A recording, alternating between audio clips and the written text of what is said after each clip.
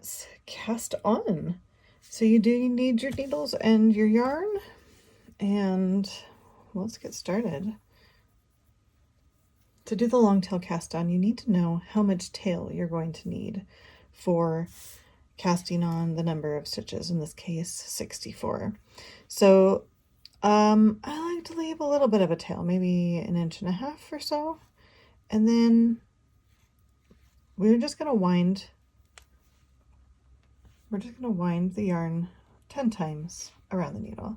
So 1, 2, 3, 4, 5, 6, 7, 8, 9, 10.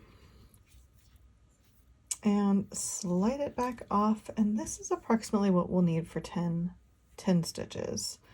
So we're going to fold it over, and that's what you're going to need for 20 stitches. Fold it over again, that's what you need for 30 stitches. And then we're going to take a little shortcut here because we know that 30 and 30 is 60. So we will just double what we have. Loop all the way there. Add, I don't know, maybe an extra 5 inches or so, just to be safe. We would always rather have more leftover tail than running out of tail and having to start over again. This is where we will start our first cast on stitch. You could put a slip knot here, yes, but I'm going to show you a different trick that I find faster and easier and perhaps even a little cleaner. So this is my working yarn. It's what attaches to the ball of yarn, and this right here is my tail. Okay, so just wrap that around your index finger and then swoop the tail up with your thumb, grab both yarn strands with your remaining fingers, and then you'll have your yarn in kind of a triangle here. So put it up close to the top of your index finger, and this is how we hold our yarn for the long tail cast on. Okay, grab one of your needles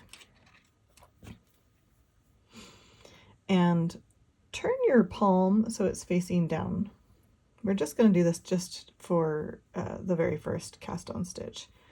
Push your needle down into your yarn and twist it around, and that is your first cast on stitch. I'll do it one more time for you. Push your needle down into the yarn and twist it, and you really have just twisted the yarn right around your needle. And then rotate your palm so it's facing back up, and now we're ready to do the long tail cast on. So this is stitch number 1. Take your needle, and you're going to swoop the top strand from your thumb, hold it on your needle, and grab the strand coming off of your index finger, and then you can just let it slide out of your thumb and snug it up. And now you have 2 stitches on your needle.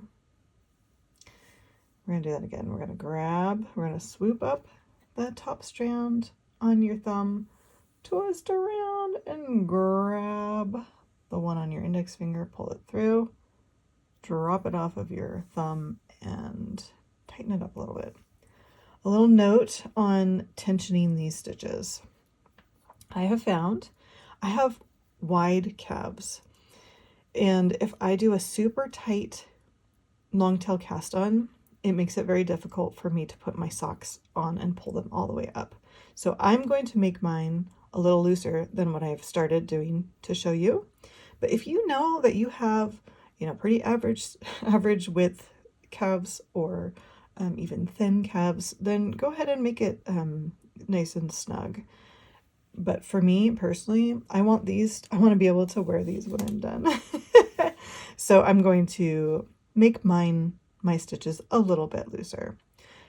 I'm going to go ahead and put my index finger right between, this is my tail yarn, and this is my working yarn that's attached to the ball.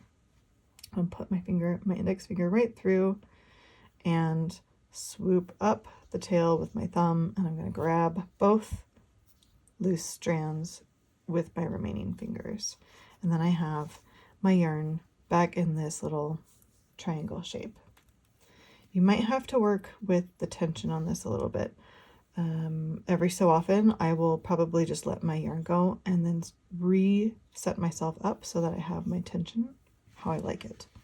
Okay, so we have 3 stitches. We're going to take our needle and over the top, grab that top strand and pull it through. That's 4 stitches and 5 stitches, 6, 7, 8, 9, 10. And if you are trying to follow along with me and you're saying, oh my goodness, stop counting your stitches, it's confusing me, I'm going to be quiet. I'm going to go ahead and cast on all of my stitches and I will meet you back after you have your 64 stitches. Here is my 64 stitches. And I'm going to have you cast on just 1 extra stitch to make 65 because I'm going to show you a little trick about how I like to join in the round for a nice, smooth, clean join. Okay, now I promise you this is the trickiest part of all with magic loop. Well, right now I have my other needle tangled in the yarn. That can happen sometimes. Okay, so now we have all of our stitches on 1 straight needle. We need to get half of our stitches on the other needle, so we're going to divide it in half. I did have you cast on 1 extra stitch, so I'm going to have you count that extra one from the back here. So half of 64 is 32, but we need to add that extra stitch, so we want to count off 33 stitches. So 2, 4, 6, 8, 10, 12, 14, 16, 18, 20, 22, 24, 26, 28, 30, 32, 33. Okay, here are 33 stitches. Now I'm gonna keep my finger there as a marker. You could also slide a removable stitch marker on there if you want, but pull this needle all the way through so that you have your stitches in roughly the center of your long 40-inch cable. And okay, now we need to pull the cable through this. So fold it in half, right where the halfway mark is on your stitches. Grab the little loop, the cable loop, I mean, and pull your needles back onto your stitches.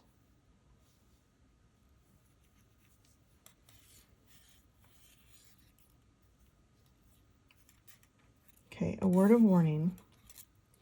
Don't pull too quickly or too fast, or too hard, because what can happen is you pull your needle right, all your stitches right off your needle. So be gentle.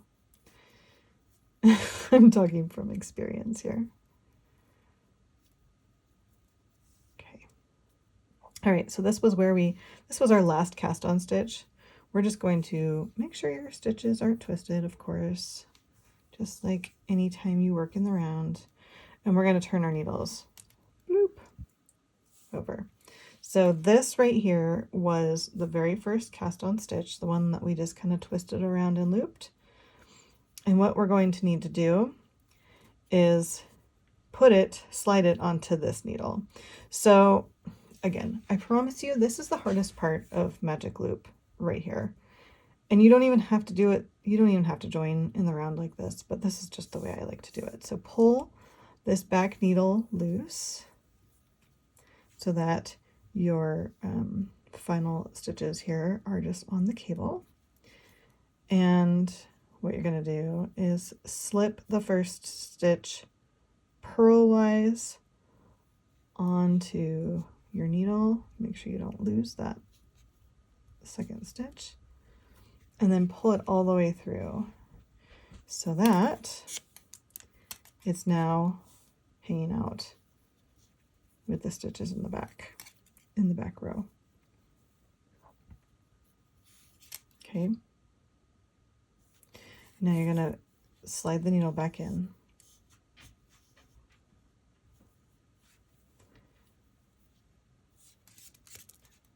Turn it over.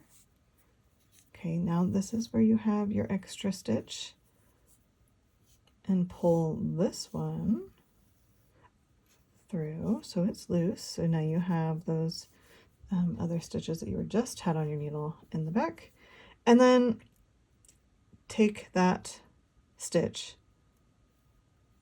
and slide it over.